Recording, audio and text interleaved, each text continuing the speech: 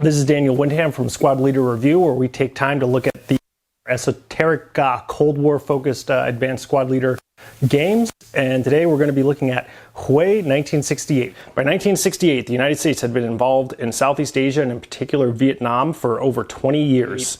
The war in South Vietnam had changed a lot from its humble beginnings in a former French colony. The United States in particular, just regular average people at home, were getting kind of tired of the war, not necessarily against it, but unsure of what do we need to do to win, because the victories just were not coming. In response to this, Lyndon Johnson, being one of the greatest politicians in United States history, along with General Westmoreland, went on a very hard press campaign to tell people that the Vietnam War is going well, that they were going to win, and the boys would be back home soon. And the Tet Offensive, where the Battle of Hue actually happened, blew that illusion to smithereens. Now, tactically, the Tet Offensive did not work well for the North Vietnamese army. They took a lot of casualties, they didn't gain any ground, they lost a lot of troops. However, in the long run, this proved to be a huge morale shock for the United States at home, even affecting people in the bureaucracy working for the executive branch. What it showed is that the war was not going to be over anytime soon. The North Vietnamese were happy and enthused to keep fighting against South Vietnam and their United States allies. So for people at home, it was the end of the Great Illusion. It was the first time, through means of media, that United States citizens were able to look at a harsher reality than what was presented to them by the United States government. Squad Leader was once again based on World War II, where we kind of have a clear right and clear wrong. How do you put all these political ambiguities into a single-man counter or a multi-man counter? Well, Critical Hit has tried to do that with the Battle of Hue. So we're going to take a look at some of the rules, some of the things that I did like that kind of hold up the history well, some of the things that I feel would need improvement for a end consumer. So let's get into it.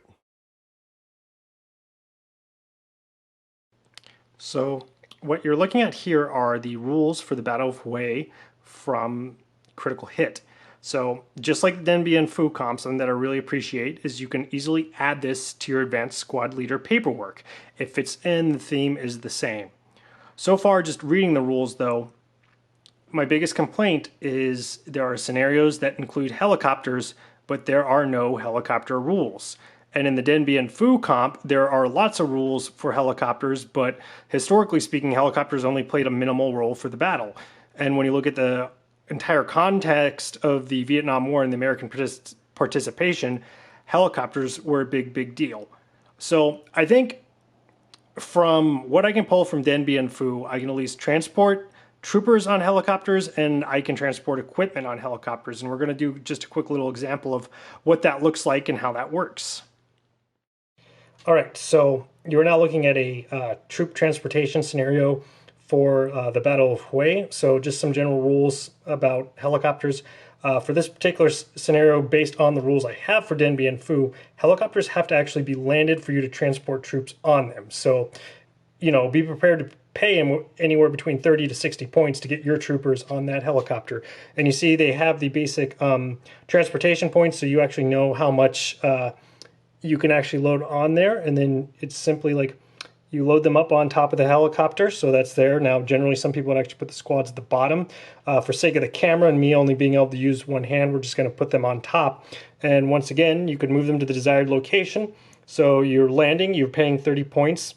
You're now on level, you're up a level and in the air, so you're now paying 30 more points. And then you've got to move them to the area you want. Let's say they're enemy VC here or concealed troops here, so maybe they're dummy stacks, and then you've got to pay that 30 points to land them again.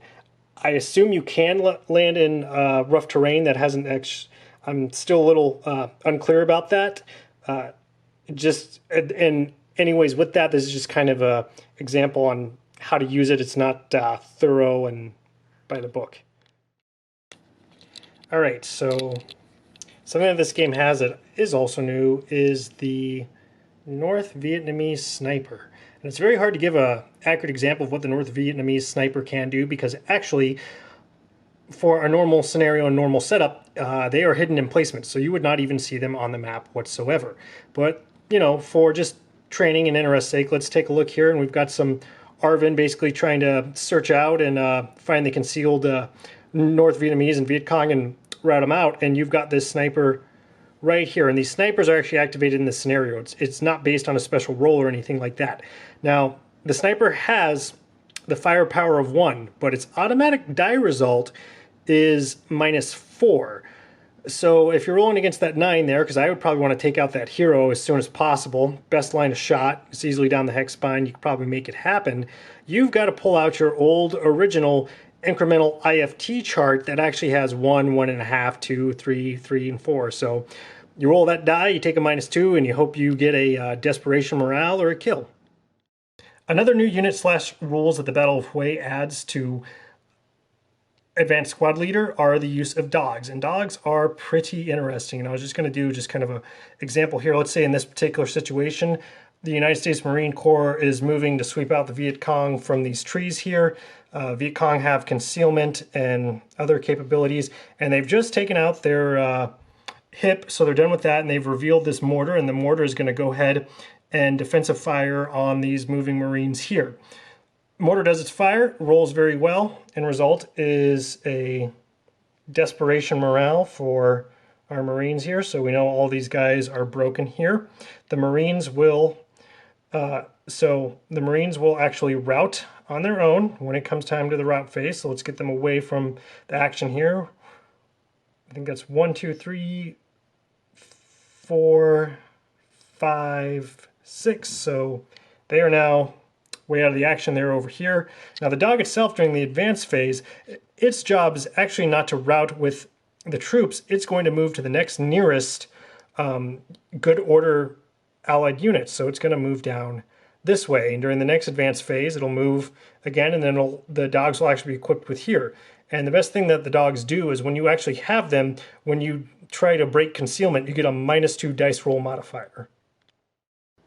So the only rules that I have like a major kind of complaint about in the Battle of Hue are the rules for the Viet Cong. Now, simply put, you apply them as partisans, and that makes good enough sense. You can pull out your rule book, you can pull out your partisans book, and kind of make good use of that and kind of apply it towards the actual game and the scenarios. But then you've got hip use, and this says, during a daytime scenario, the VC units may use hidden emplacement for 10% FRU of the MMC or squad equivalents allocated for its onboard setup or any SMC service weapon stacked with them. So at that point, you're getting a little too meaty for the rules, and you're getting into like all these small things you've got to remember, and I think it gets overtly complex.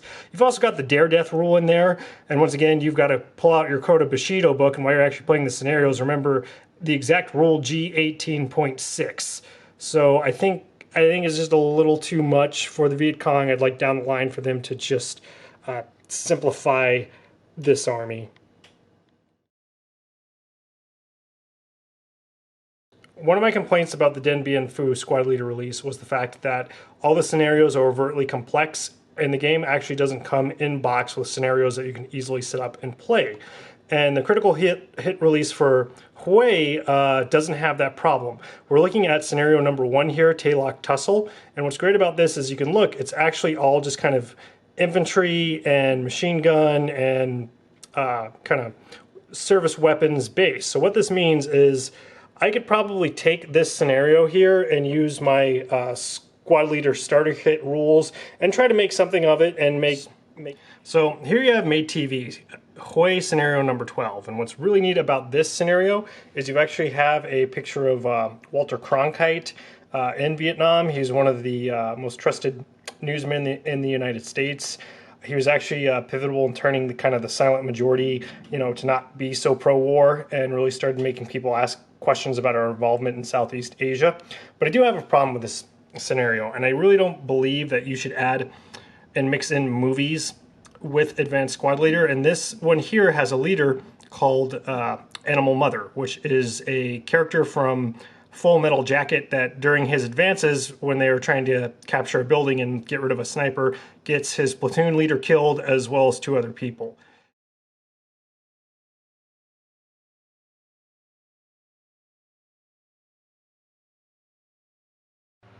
Now what you're looking at here are the counters for the Advanced Squad Leader Battle of Hue comp for the United States Marine Corps. And if you look here, the accuracy for what the time period was is quite good. They've got the standard United States Army green uniform with M16. That is for their leaders. Here are your crews. Here are your squads down here. Once again, you've got the M16. Some of you might be kind of concerned that there isn't any camouflage on these troopers. Generally speaking, the camouflage the United States Marine Corps would be more around areas outside of large urban areas, not in Hawaii. Here you have a medium machine gun, heavy machine gun, and then you have a couple of leaders. Now, my only major concern with the counters for the United States Marine Corps is for the leaders. They're missing someone very important who was pivotal to the battle, and that man's name was Cheatham.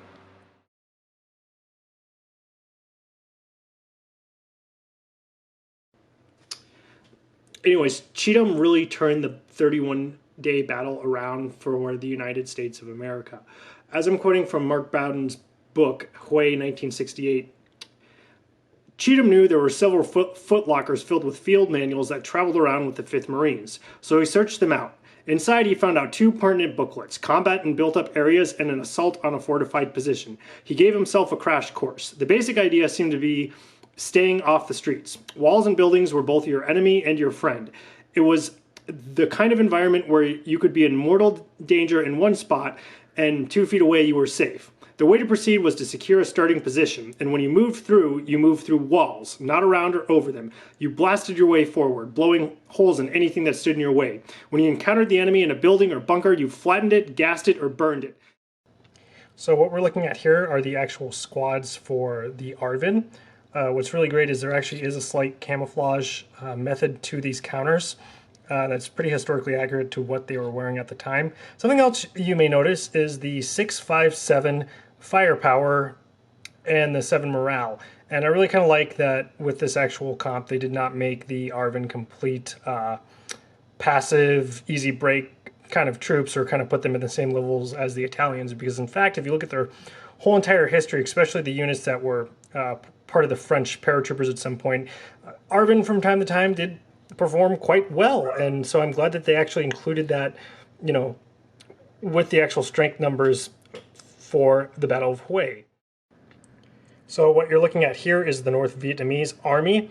I'm actually not going to go into too great details about them because these are pretty much a carbon copy reprint of the 2017 Viet Minh Army from Critical Hit's Dien Bien Phu comp. So if you want more details about them as far as accuracy and what they look like, you can go ahead and check that video out.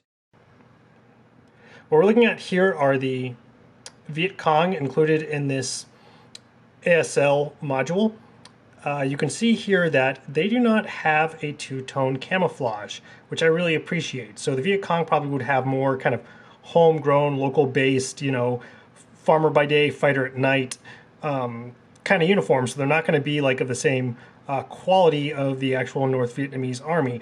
And the pith helmet really reflects that. And I also like how for the actual leaders they have the symbol of the Viet Cong, which was different from the North Vietnamese Army. And often the political ideologies and military strategy between the North Vietnamese and the Viet Cong would come in conflict with each other.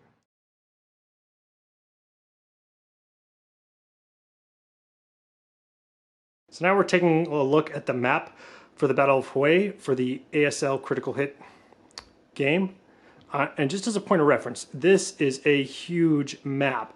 I'm going to pull all the way back. I have to pull way back just so you can get a view of everything. Point of depth, there's my door out of my man cave. It really shows like how big of a map this is. Some of my fellow squad leader friends that have taken a look at portions of this map, but not the map in its entirety, have told me that things look just really messy and kind of spittled out. And to some degree, that's what Hue looked like in 1968. What you have to remember is the country itself and the city of Hue was once under a command economy back when it was a French colony, and then it quickly moved over into an aid-based economy. And the United States put billions and billions of dollars into that country, and things rapidly improved, while at the same point some things stayed the same. That's why you can see kind of like open dirt roads right next to paved roads, which are right next to, you know, stone buildings, which are right next to the equivalent in PTO rules of huts, huts, huts. And you see all that in here, going all the way to the northern part of Hue, where once again, not too far north, you go back into, you know, drained rice paddies. And that's all very accurate to the country. And very accurate of the Battle of Hue. Notice here you have an actual gate. The gates have their own rules, and that kind of represents the history of Hue and the fact that it was kind of like a pre-fortified city before the battle even happened. And then if we move up here, you kind of have these moats that have certain TEM. And then this is the actual Palace of Peace. This is the area that's kind of famous in the actual battle that they fought the hardest to keep, and that the NVA and Viet Cong actually at points set up as their headquarters. And you've got these water-based moats around them. Pretty neat stuff. So for our next Advanced Squad Leader review, we're actually going to the Korean War. And remember, always check your rule book and roll low.